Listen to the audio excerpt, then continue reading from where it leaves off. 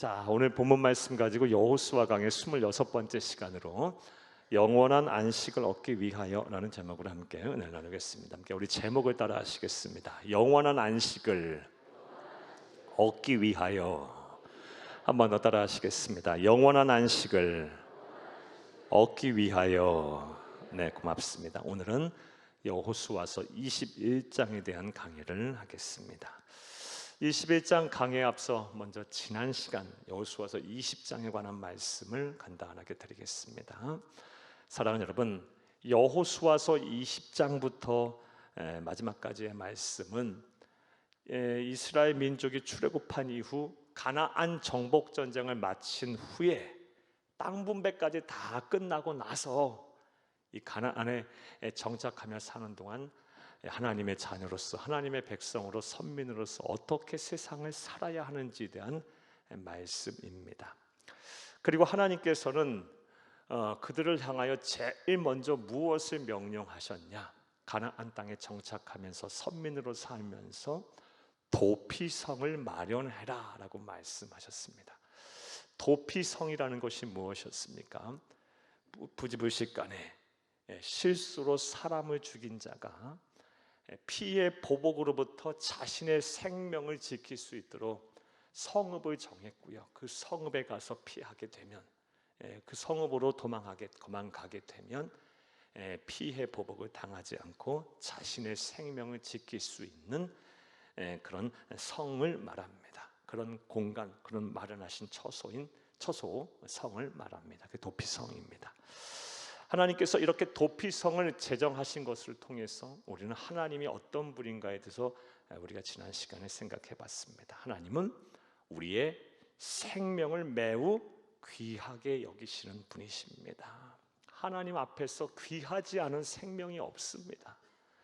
남녀노소 신분의 지위고와를 막론하고 문화와 인종과 역사를 초월해서 우리 모든 사람들을 하나님은 다 귀하게 여기십니다. 지난날에 저와 여러분이 누가 어떻게 살았던 간에 그것이 중요치 않고 하나님은 여러분 한 분 한 분을 다 귀하게 여기시며 모든 이 땅의 모든 백성들이 다 구원받고 영생하기를 간절히 원하십니다. 하나님은 생명을 귀하게 여기시는 분이십니다.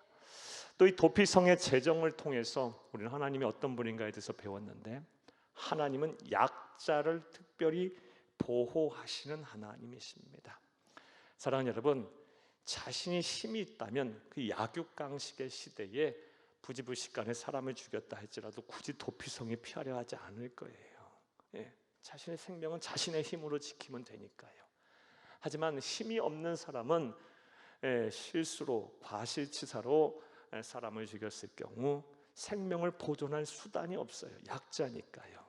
하나님께서는 도피성을 마련하심으로 이 약자의 생명을 피해 보복으로부터, 힘으로부터, 외부의 힘으로부터 지키도록 하셨어요. 이를 통해 하나님은 약자를 보호하시고 약자를 사랑하시는 분임을 우리가 말씀을 통해 배웠습니다. 사랑하는 여러분, 저와 여러분이 세상을 사는 동안 누가 강하다고 이야기할 수 있겠어요? 사랑하는 여러분, 우리의 지식을 자랑하겠습니까? 우리의 젊음을 자랑하겠습니까? 우리의 재력을 자랑하겠습니까? 우리의 학력을 자랑하겠습니까?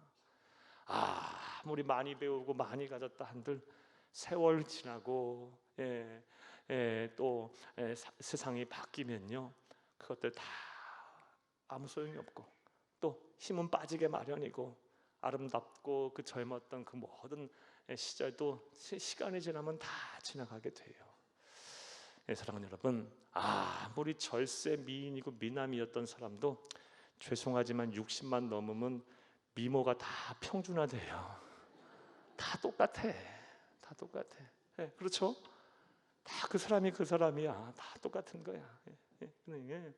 누가 젊음을 자랑하고 누가 힘을 자랑해서 다 우리는 약자예요. 우리는 다 우리 하나님으로부터 특별한 보호와 섭리가 필요해요. 하나님은 약자를 보호하시는 분이십니다. 저와 여러분을 지키시고 보호하실 줄로 믿습니다. 이 또 도피성을 통해 하나님은 어떤 분인가에서 배웠습니까? 사랑하는 여러분, 부지불식간에 사람을 죽여 도피성에 피하여 생명을 보존하라고 하나님 말씀하셨지만 어찌됐든 간에 사람을 죽인 것은 사실이에요.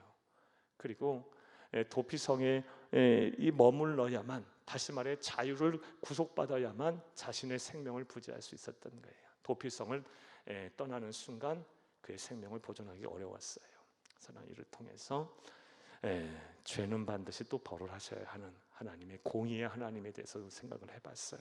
사랑하는 여러분, 하나님은요 공명정대하게 심판하시는 분이에요. 따라서 우리가 죄를 졌으면 반드시 회개하고 다시 똑같은 죄를 범하지 않도록 성결한 삶을 살게 노력해야 할 줄로 믿습니다. 이 도피성, 참 우리 구약에 우리에게 주시는 귀한 말씀인데요, 이것이 오늘날 우리에게 어떠한 의미가 있는지에 대해서 우리가 아는 것이 더 중요하다 말씀드렸어요. 왜요? 도피성은 구약의 제도, 이스라엘 민족을 향한 하나님의 말씀이었지 오늘 우리에게 해당되는 제도는 아니니까요. 이 도피성이 우리에게 어떠한 영적인 의미가 있습니까? 도피성은 신약의 우리 주 예수 그리스도를 예표합니다. 따라서 이 죄인인 우리들, 영원한 사망에 이를 수밖에 없는 우리들, 하나님의 진노와 심판을 피할 수 없는 우리들이 예수에게 피하지 않으면 우리는 영원한 사망과 하나님의 진노와 심판을 받아 영원한 저주 속에 살게 되는 거예요. 오직 우리 주 예수 그리스도, 우리의 도피성이신 예수님께 피한다는 것은 예수를 믿는다는 것이고 예수 안에 거한다는 것이고 예수에 대한 확신을 놓지 않는다는 거예요. 예수에게 피하셔서 여러분 영원한 삶을 누리고 또 하나님의 보호와 섭리 가운데 사시기를 간절히 주의 이름으로 축복합니다. 자, 여기까지가 여호수아서 20장의 중요한 말씀이었습니다. 자, 이제 오늘의 강해를 하겠습니다. 오늘은 말씀드렸다시피 여호수아서 21장에 대한 강해를 하겠습니다. 여호수아서 21장은 레위 지파가 받은 땅의 기업입니다. 사랑하는 여러분, 우리가 잘 알다시피 하나님께서는 이스라엘 12지파 중에서 레위 지파를 구별하고 선택하셔서 제사장으로 삼으시고 하나님과 이스라엘 민족 간의 중재자로 삼으셨어요. 그리고 이를 위해서 그들에게는 땅을 분배하지 않으셨고 하나님께서 특별히 그들을 보호하고 섭리하시겠다고 말씀하셨어요. 오늘 본문 말씀을 보게 되면 그렇게 그런 약속을 하신 하나님께서 이제 레위 지파의 땅을 분깃을 마련해 주시고 그들의 삶을 지키시는 모습인데요, 앞서 우리가 말씀드렸다시피 하나님께서 이스라엘 민족들이 가나안 정복 전쟁을 다 마친 이후에 땅 분배까지 끝나고 나서 이제 레위 지파가 지도자들이 제사장 엘르아살과 눈의 아들 여호수아 그리고 이스라엘 지파의 지도자들에게 와서 그들이 땅을 달라고 요구하고 또 그것에 대해서 이스라엘 백성들이 그것을 허락하는 장면들, 그리고 그들이 받은 분깃에 대한 내용이 바로 오늘 본문인 여호수아서 21장의 주된 내용입니다. 이런 주된 내용을 통해서 오늘도 하나님께서 우리에게 주실, 오늘날 우리의 삶의 자리에서 오늘날 우리에게 주시는 은혜를 찾고 또 영적인 교훈을 발견하는 시간 되겠습니다. 되려합니다. 그의 시간이 되기를 다시 한번 간절히 주의 이름으로 축복합니다. 먼저 1절에서 3절을 함께 보겠습니다. 1절에서 3절을 함께 읽겠습니다. 그때에 레위 사람의 족장들이 제사장 엘르아살과 눈의 아들 여호수아와 이스라엘 자손의 지파 족장들에게 나와. 아멘. 자, 1절 잠깐 보겠습니다. 그때에, 그때는 언제를 말합니까? 모든 지파의 땅 분배가 끝난 후에, 모든 지파의 땅 분배가 다 끝났어요. 그 후에 레위 사람의 족장들이 제사장 엘르아살과 눈의 아들 여호수아와 이스라엘 자손의 지파 족장들에게 나왔어요. 왜 나왔겠어요? 자신들도 이제 살 기업을 달라라는 것이죠. 그것을 요구하게 나왔어요. 2절을 함께 보겠습니다. 가나안 땅 실로에서 그들에게 말하여 이르되 여호와께서 모세에게 명령하사 우리가 거주할 성읍들과 우리 가축을 위해 그 목초지들을 우리에게 주라 하셨나이다 하매. 자, 레위 지파의 지도자들이 이 제사장 엘르아살과 눈의 아들 여호수아 그리고 이스라엘 지파의 지도자들에게 나와서 자신들에게 살 땅을 달라라고 요구를 하고 있습니다. 자, 그런데 요구하는 데 있어서의 근거가 무엇입니까?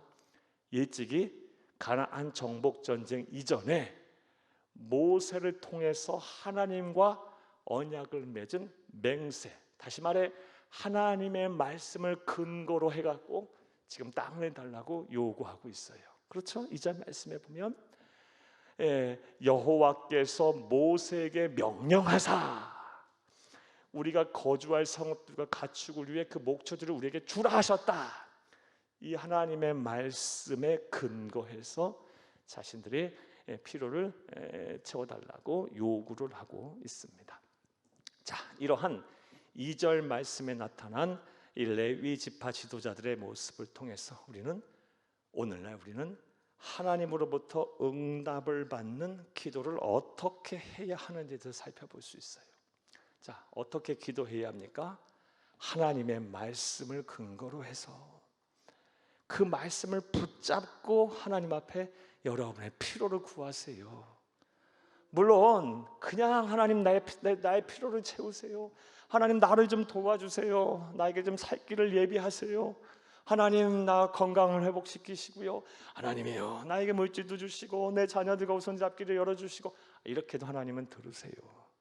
그런데 하나님께서 들으시고 우리가 응답을 속히 오는 모범적인 기도는요, 하나님의 말씀을 붙잡고 그 말씀에 근거해서 기도하는 거예요. 이 레위 지파의 사람들이 일찍이 하나님께서 이 모세를 통하여 우리에게 말씀하셨지 않았나이까? 그 말씀을 붙잡고 그 말씀에 근거해서 지금 살 길을 예비해 달라고, 땅을 달라고, 우리도 살게 해달라고 기도하고 간구하고 요청하고 있어요. 사랑 여러분, 여러분들도 하나님의 말씀을 붙잡으세요. 예를 들어서요, 마태복음 6장 33절 말씀에 먼저 그의 나라와 그 의를 구하라. 그러면 이 모든 것을 너에게 더하시리라. 이런 말씀이 있어요. 그러면 하나님이요, 내가 아무리 내 삶이 힘들고 어렵더라도 나는 하나님을 우선순위에 두고 먼저 그의 나라와 그의 의를 구하며 살겠사오니, 내가 신앙제일 우선주의로 하나님 우선주의로 살겠사오니, 하나님이요 내 사업 책임지시고 우리의 자녀 책임지시고 나의 살 길을 예비해 주세요. 하나님 내가 먼저 그 나라와 그 의를 구하겠으니 하나님이요 때에 따라 나의 필요를 채우셔서 무엇을 먹을까, 무엇을 마실까, 무엇을 입을까 염려 근심하지 않게 살게 하옵소서. 이렇게 기도하는 거예요. 말씀을 붙잡고 하나님 꼼짝 못하도록. 또 제가 지난 주일에도 말씀드렸다시피 제가 요즘 붙잡고 기도하는 말씀은 로마서 8장 18절 말씀이라 그랬어요. 생각하건대 현재의 고난은 장차 받을 영광과 좋게 비교할 수 없도다. 지난 주일 저기 때 말씀 한번 드렸어요. 제가 우리 성도들에서 기도하는데요, 요즘 이전보다 더 사업이 어려워지고 또 건강이 안 좋아지고 또 많은 힘든 삶을 사는 분들이 의외로 많아졌어요.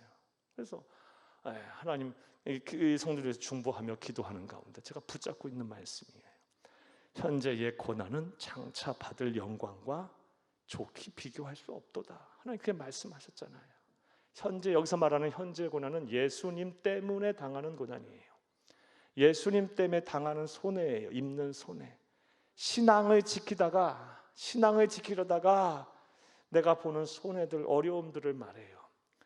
그런 고난, 그런 것들을 잘 지키게 되면, 그런 자리에 잘 서게 되면 지금 당하는 고난과는 비교할 수 없는 영광을 하나님 허락하신다고 약속하고 계세요.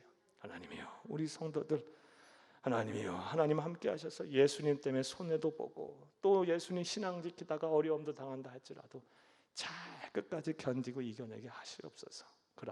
그리하면 반드시 지금 당하는 고난과는 비교할 수 없는 영광을 받게 될 줄로 믿습니다. 이렇게 말씀 붙잡고 기도하는 거예요. 하나님 꼼짝 못하도록. 이게 바로 오늘 본문 말씀을 통해서 우리에게 주시는 적용이에요. 말씀의 적용.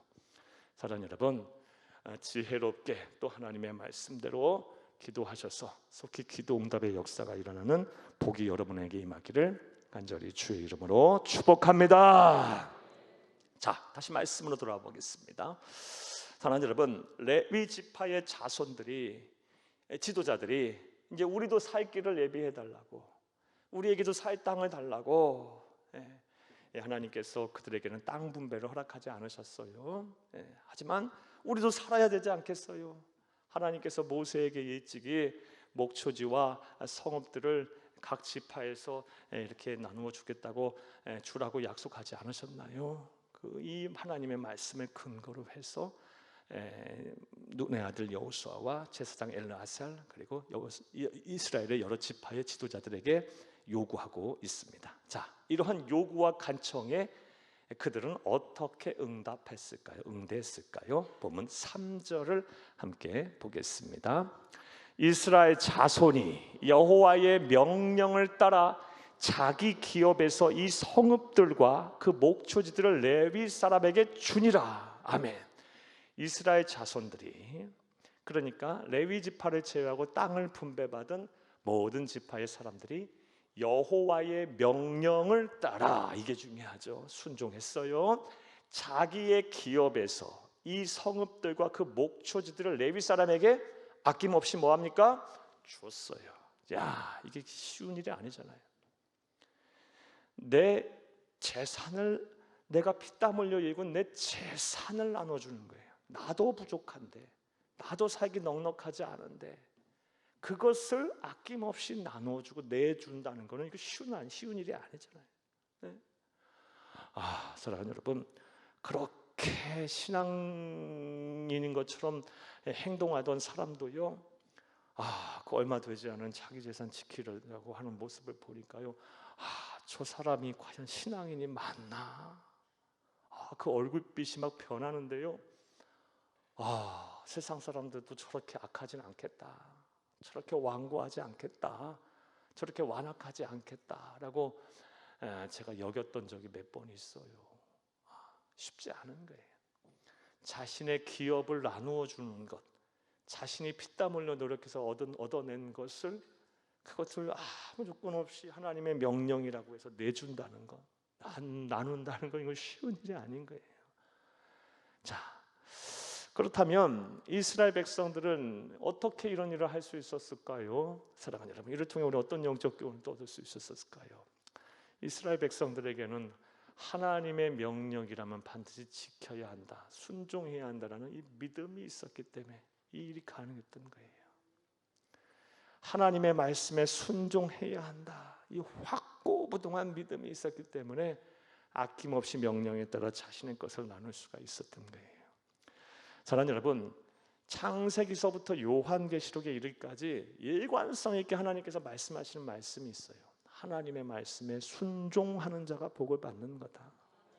특별히 여호수아서 1장부터 끝장까지 계속 하나님은 일관성 있게 뭘 말씀하고 계세요?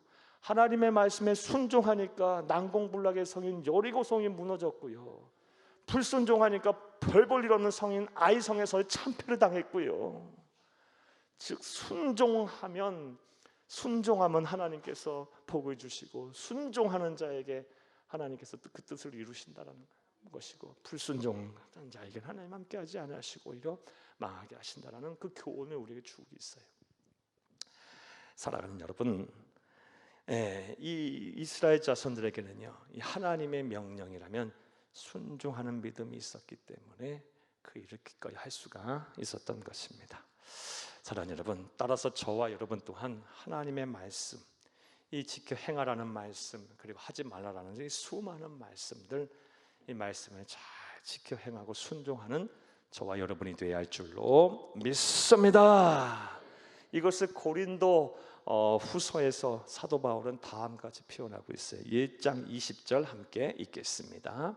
고린도후서 1장 20절, 하나님의 약속은 얼마든지 그리스도 안에서 예가 되니 그런즉 그로 말미암아 우리가 아멘하여 하나님께 영광을 돌리게 되느니라. 아멘. 하나님께 약속, 다시 말해 하나님의 말씀은 얼마든지 어떤 상황에서든지 무슨 일이 있던 간에 예수 그리스도 안에서 예가 되니 반드시 이루어지니 그러므로 우리가 뭐 하면 된다는 거예요?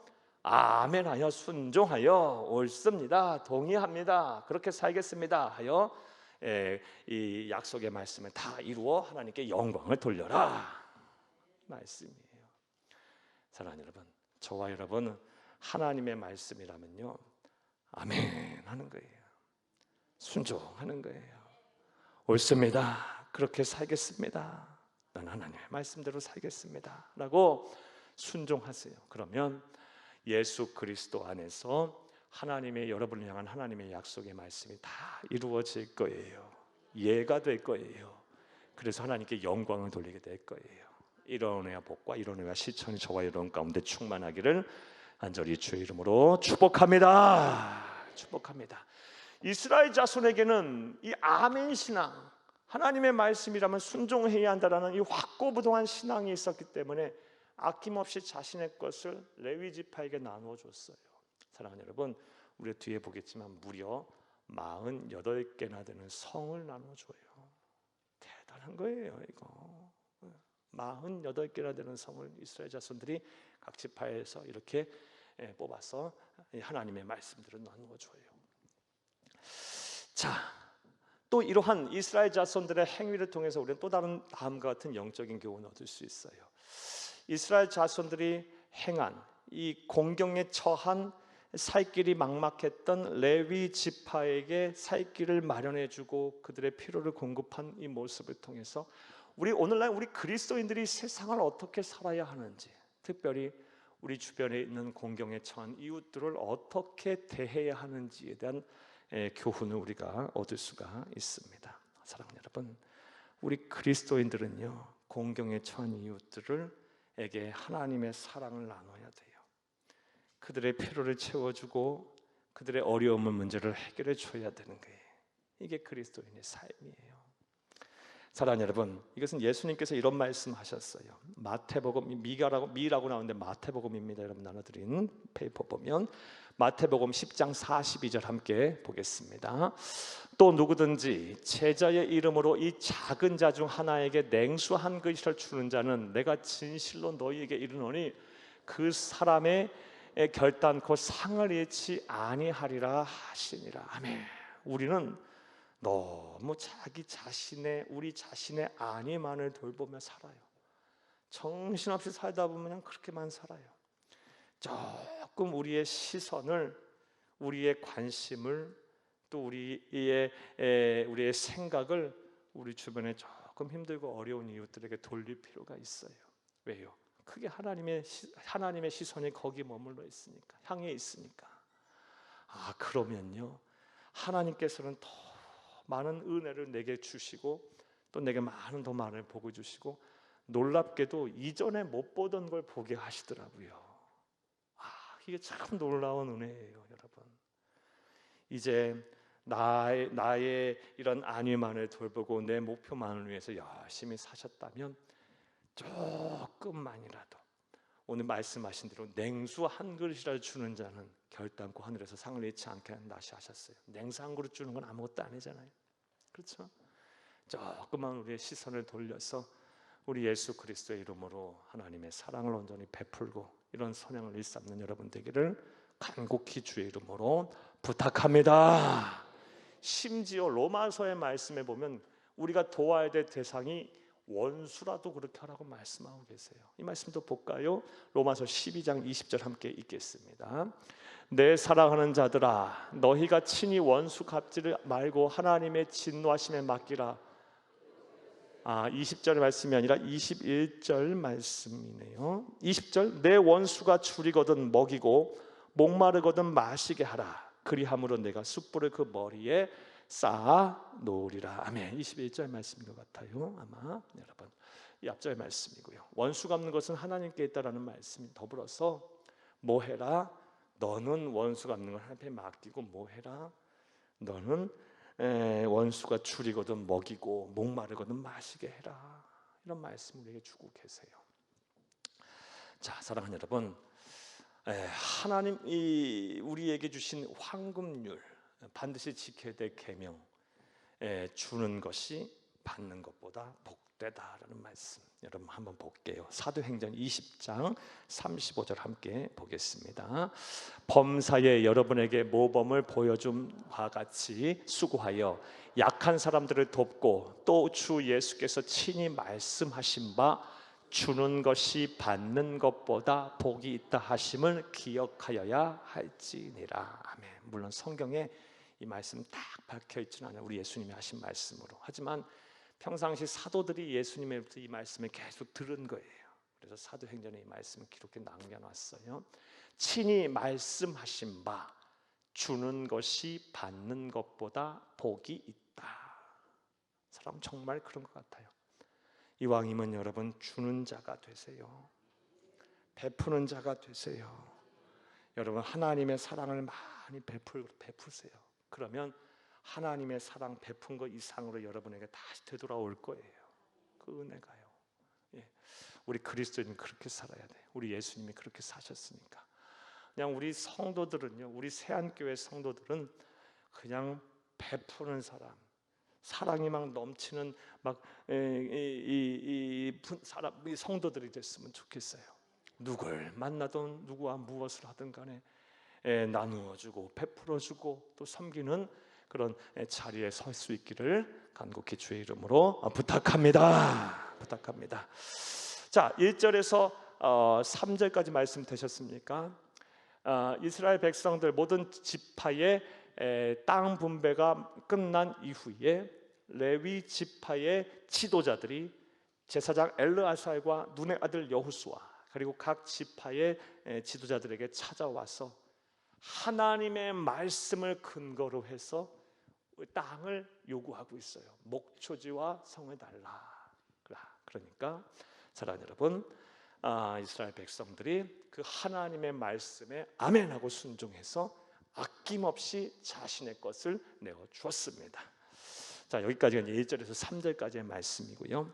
4절에서 7절까지의 말씀은 그렇게 해서 이스라엘 백성들이 레위 지파에게 나누어 준 성읍에 대한 말씀입니다. 특별히 레위 자손은 총 4부류의 사람들로 구분을 할 수 있어요. 먼저 그핫 자손, 고핫이라고도 하고 그핫 자손이 있고, 그리고 그핫 자손 중에 아론의 자손들이 있어요. 자, 그 다음에 게르손 자손이 있고 무라리 자손이 있어요. 이 레위 지파를 분류를 하면 이 4부류의 사람들, 4부류의 사람은 어떻게 분류를 하냐? 우리 민수기의 말씀에서 다 공부했어요. 하나님께서 그들에게 맡기신 직임에 따라, 직무에 따라 이 4부류의 레위 사람들로 구분을 할 수 있어요. 4절에서 7절까지의 말씀은 이 4부류의 레위 지파에게 준 성읍에 대한 숫자와 그리고 어느 지역인지에 대한 말씀이에요. 한번 읽고 나서 지도를 보고 간단히 설명을 드리겠습니다. 4절에서 7절을 함께 읽겠습니다. 4절에서 7절 오늘 본문 말씀 준비 안 했어요? 함께 우리 성경 보고 읽겠습니다. 그핫 가족을 위하여 제비를 뽑았는데 레위 사람 중 제사장 아론의 자손들은 유다 지파와 시므온 지파와 베냐민 지파 중에서 제비 뽑은 대로 10세 성읍을 받았고, 그핫 가족을 위해서 아론의 자손들이 10세 성읍을 받았습니다. 5절 그핫 자손들 중에 남은 자는 에브라임 지파 가족과 단 지파와 므낫세 반 지파 중에서 제비 뽑은 대로 10성읍을 받았으며, 레위 지파 가운데 그핫 자손들은 10성읍을 받았습니다. 자, 세 번째 부류이던 게르손 자손 6절 읽겠습니다. 게르손 자손들은 이사갈 지파의 가족들과 아셀 지파와 납달리 지파와 바산에 있는 므낫세 반 지파 중에 제비 뽑은 대로 10세 성읍을 받았더라. 아멘. 자, 세 번째 게르손 자손들은 10세 성읍을 받았습니다. 7절 무라리 자손 네 번째 부류입니다.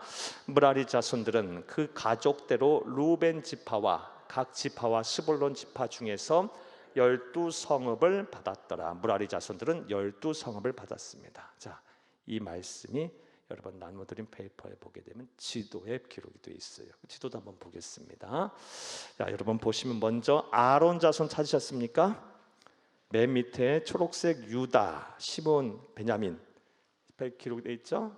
아론 자손들은 그 지역에 있는 13성읍을 유다와 시므온과 베냐민 지파로부터 받은 거예요.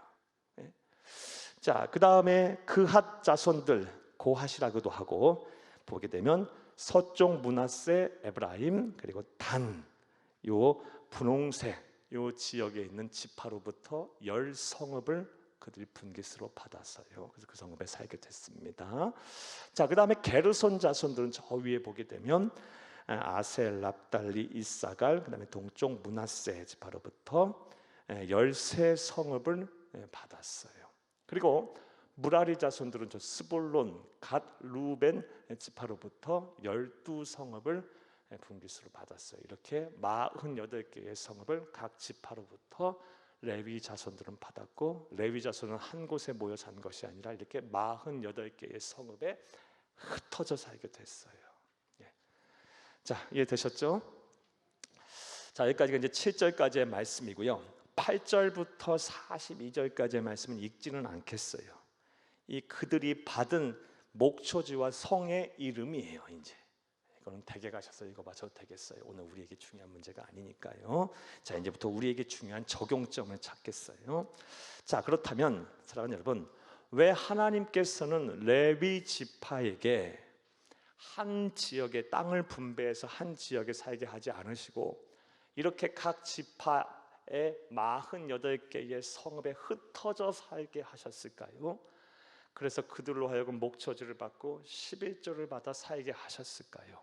그 이유가 무엇일까요? 다른 11지파는 땅을 분배해서 그 지역에서 살게 하셨는데 레위 지파는 그렇게 하지 않고 다른 지파로부터 땅을 성을 분배받게 하고 목초지를 받게 해서 또 11조까지 받게 해서 살게 하신 이유가 무엇일까요? 이를 통해서 우리는 또 어떠한 영적인 교훈을 배울 수가 있을까요? 두 가지 이유 때문입니다. 첫 번째 이유는 한번 따라합니다. 제사장의 직분이 그들의 기업이 되었기 때문입니다.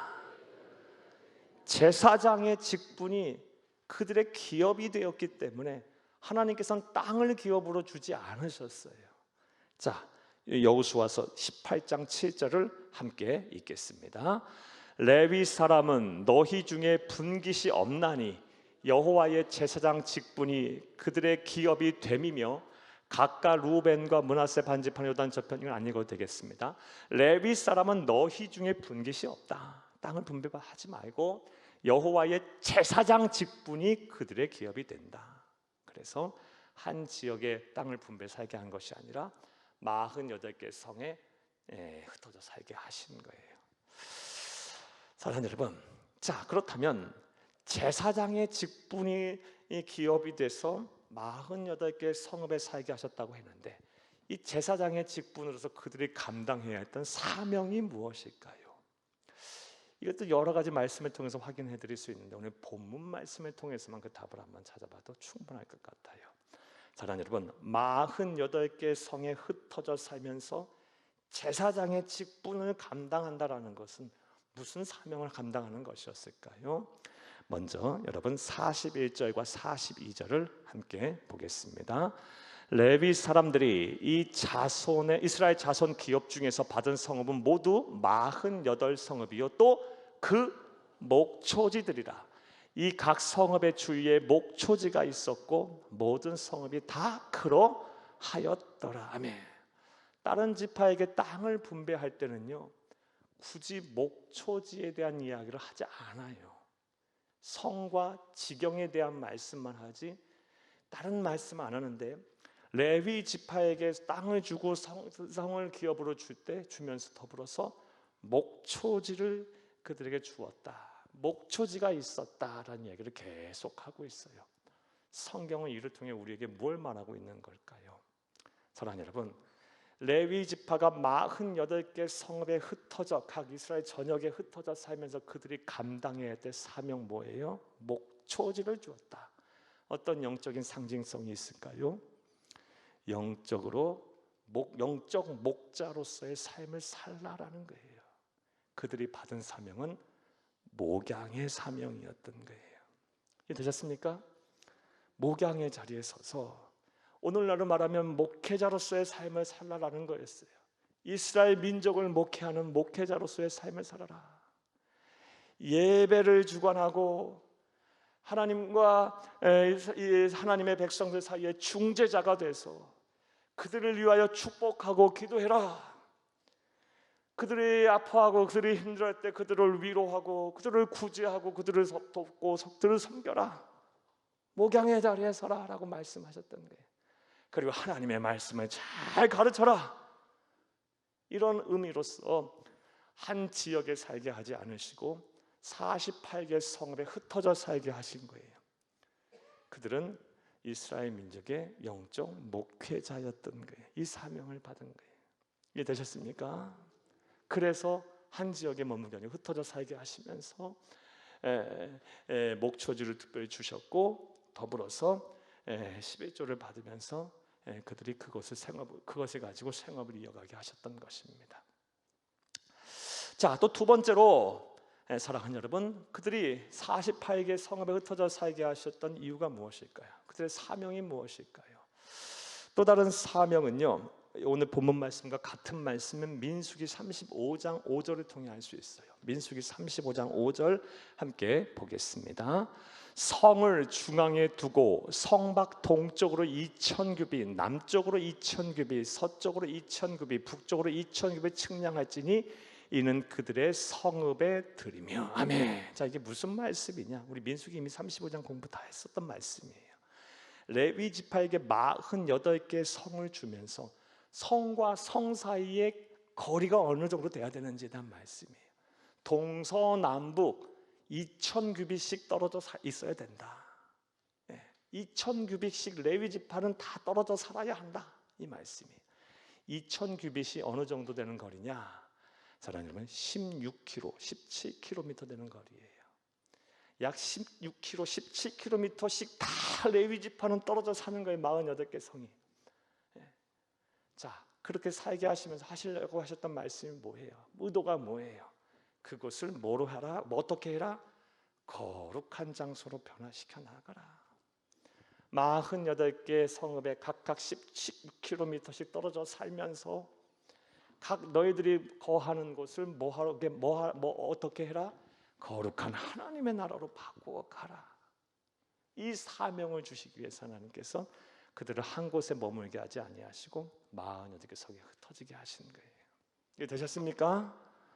그들은 각 흩어진 자기의 자리, 각 성읍에서 그 성읍을 성결하게 하고 거룩한 하나님의 나라가 되게 사회를 바꿔야 할 책임이 있었던 거예요. 자, 이게 두 가지의 사명이었어요.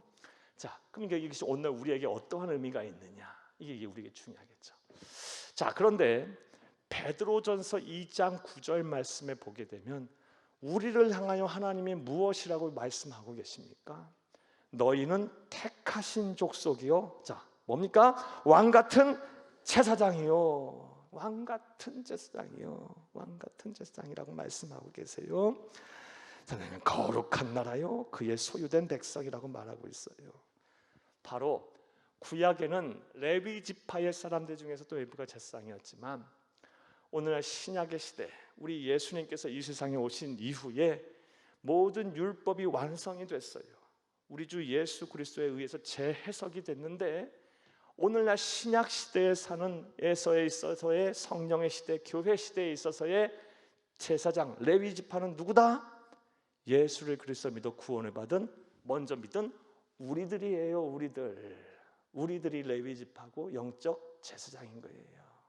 자, 그러면 우리들이 이제 뭐 해야 되는 거예요?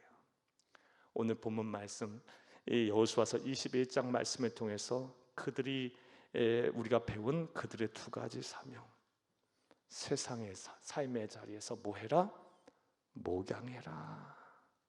저 같은 사람은 온전한 목회자로서 사역을 감당하는 것이고, 여러분들은 평신도 목회자로서 여러분의 자리에 서서 아직 예수를 믿지 않는 자들을 향하여 목양을 하고 예수 믿게 하고 예수 더 잘 믿게 하고 그들의 삶의 어려움들을 해결해주고 그들을 위하여 기도하고 믿음이 연약한 자들을 돕고 성숙한 그리스도인 성숙한 성도가 되도록 잘 권면하고 하나님의 나라 가는 그날까지 잘 섬기고 잘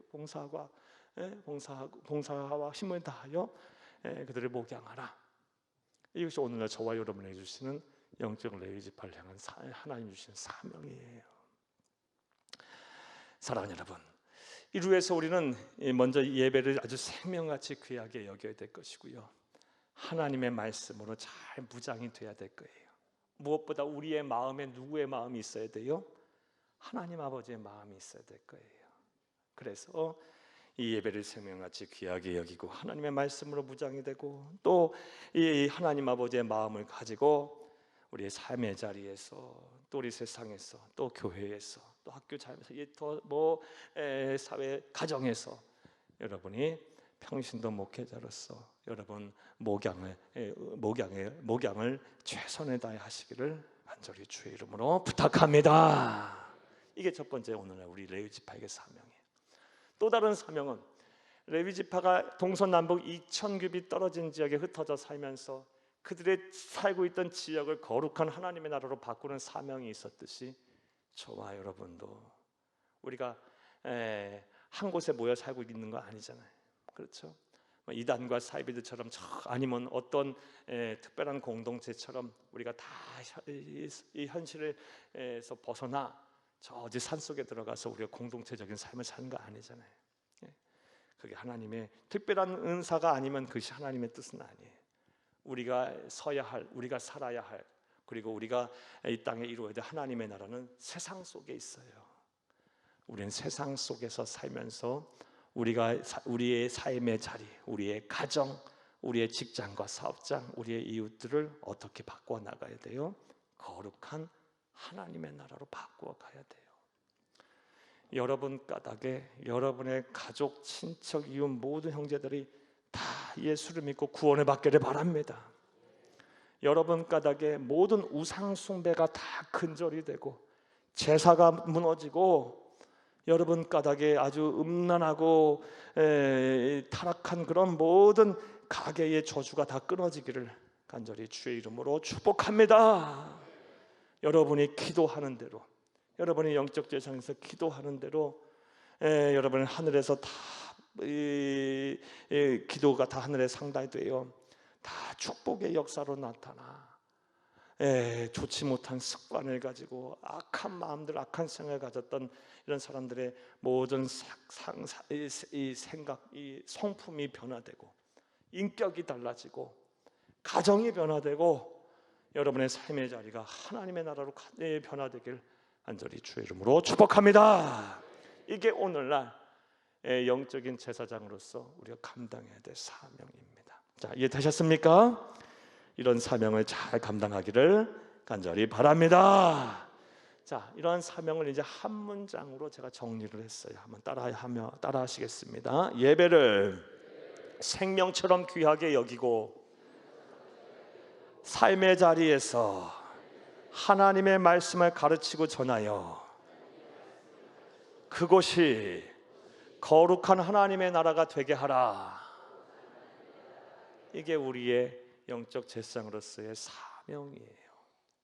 구약의 이스라엘의 레위지파가 감당해야 될 사명이 오늘 우리가 감당해야 될 사명임을 믿습니다. 자, 첫 번째로 하나님께서 이스라엘 백성 중에 레위지파를 선별하고 구별해서 제사장 직임을 맡기신 이유는요, 그들에게 하여금 사명을 감당하게 하기 위해서. 사명 두 가지 사명이었어요. 하나는 목양의 사명, 또 하나는 그들이 흩어져 살고 있는 지역을 거룩한 하나님의 나라, 성결한 사회로 바꾸어 나갈 사명을 감당하게 하기 위해서 한 지역의 땅을 분배하여 살게 하지 않고 흩어져 살게 하셨어요. 자, 두 번째로 또 다른 이유는요, 한번 따라하겠습니다. 하나님 여호와께서 친히 그들의 기업이 되셨기 때문입니다.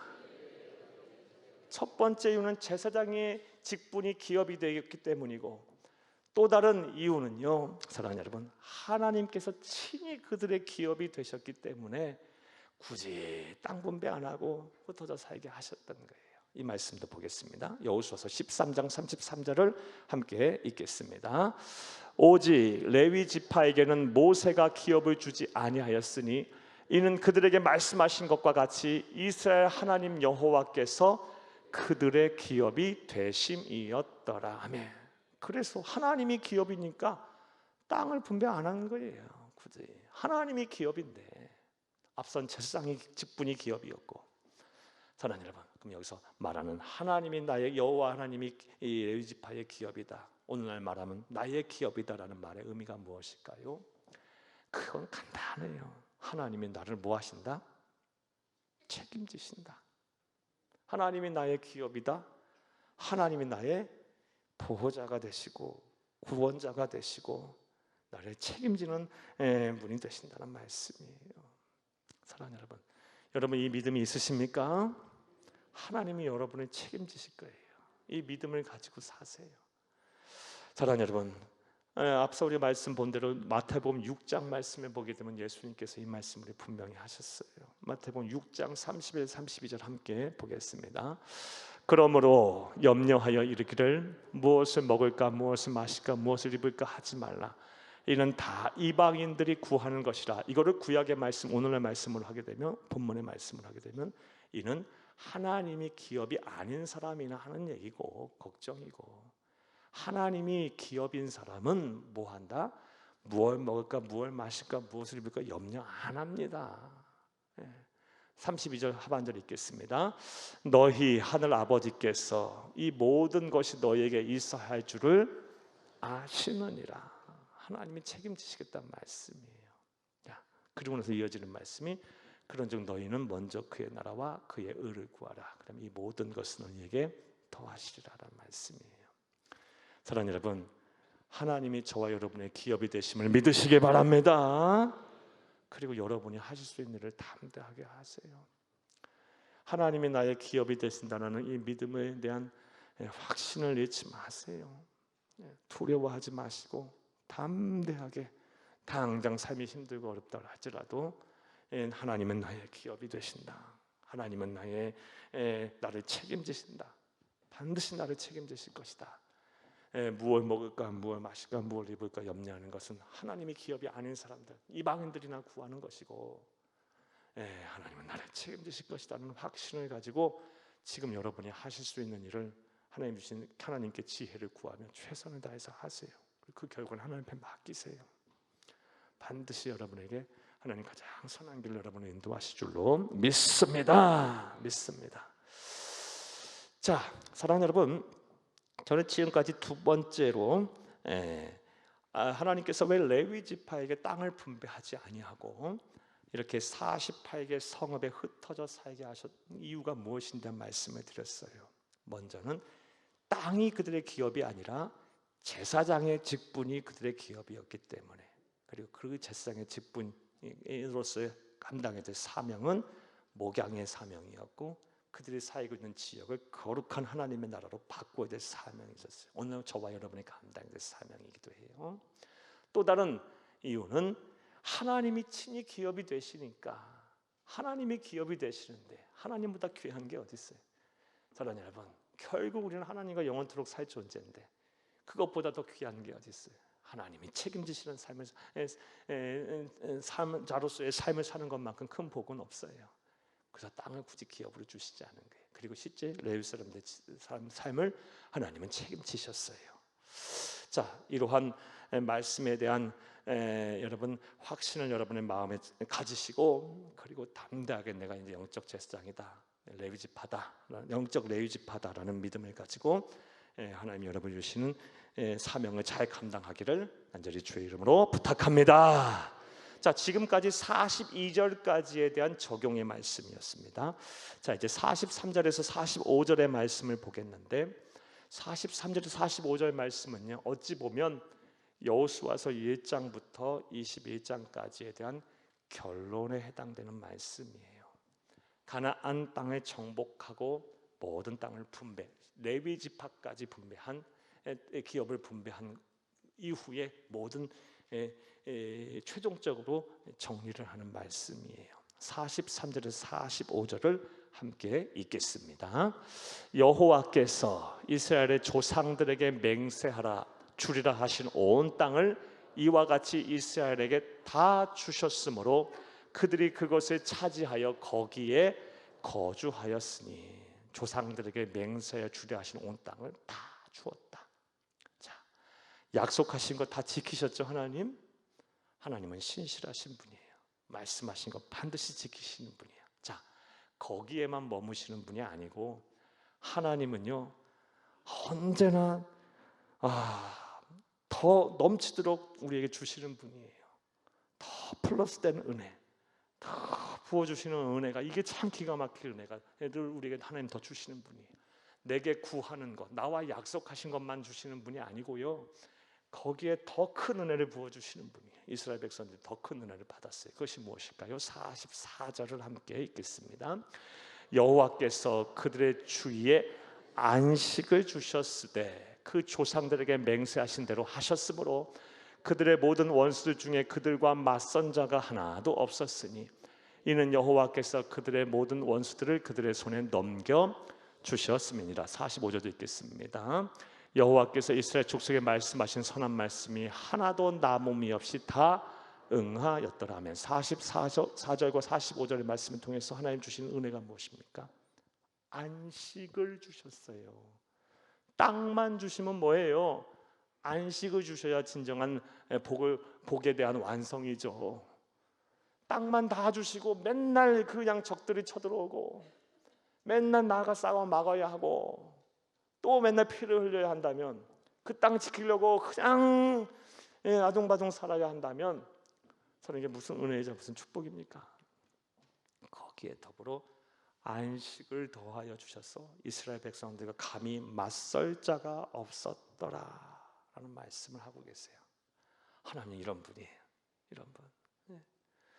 우리가 이를 통해서 두 가지 영적 교훈을 찾아야 하는데, 뭐 하나, 첫 번째는요, 사랑하는 여러분, 우리가 하나님 앞에 무엇을 구해야 하는지, 사랑하는 여러분, 여러분의 기도 제목, 여러분의 지금 당장 급한 것도 알으세요.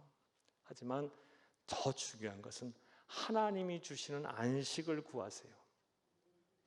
안식을 구하세요. 하나님이 주시는 평강의 은혜, 하나님이 주시는 이 여유로움, 하나님이 주시는 이 안정감, 하나님이 주시는 이 감사의 은혜, 이것을 하나님 앞에 구하세요. 맨날 여러분 기도하는 제목만 구하지 말고 그것과 더불어 하나님, 나에게 이 하나님의 백성들을 향해 주셨던 이 안식을 내게도 주옵소서. 그렇게 살아야 돼. 우리는 하나님 여러분, 산의 진미를 먹고 억만금을 소유했다 한들 내 마음이 지옥이면 하루도 살기 싫을걸. 그렇죠? 맨날 자기 새끼들 속썩이고 사업 맨날 그냥 경쟁하는 사람들, 힘들고 어렵게 하는 사람들 막 내 주변에 가득하고, 막 내가 책임져야 할 사람들 막 그냥 힘들고 어려운 소리만 해대 쌓고, 여러분 그러면 아무리 내가 좋은 차를 타고 명품 옷을 걸치고 난다 한들 그게 무슨 의미가 있고 무슨 소용이 있어. 그냥 살기 싫을걸요. 사랑하는 여러분, 하나님의 백성은 하나님이 주시는 안식을 먹으며 사는 거예요. 안식을 누리며 사는 거고요. 첫 번째로 이 은혜를 구하세요. 내가 맨날 기도하는 제목만 구하지 말고 그건 당연히 주시라 믿어요. 약속의 말씀 붙잡고 기도하면 주실 거예요. 더불어서 내게도 이 이스라엘 백성에게 주셨던 이 안식의 은혜를 주옵소서라고 기도를 하세요. 이게 첫 번째 우리가 배워야 될 영적 교훈이에요. 자, 또 하나 우리가 배워야 될 영적 교훈은요, 이 하나님이 주시는 안식을 영원토록 누리려면 우리가 어떻게 해야 하느냐, 이게 우리는 배워야 돼요. 우리는 이스라엘 백성들의 이후의 스토리를 너무 잘 알아요. 이 이후의 스토리가 이제 사사기의 말씀인데요, 여호수아서 끝나면 바로 사사기 강의할 거예요. 여러분, 사랑하는 여러분, 이 안식의 복이 얼마 못 가요. 그게 안타까운 거예요. 여호수아가 생존해 있을 때까지 제사장 엘르아살이 살아있을 때까지, 그리고 하나님의 영광을 보았던 그 말씀에 순종하려 했던 그 수많은 그 믿음의 조상들이 있었던 때까지 하나님 주신 안식을 누렸어요.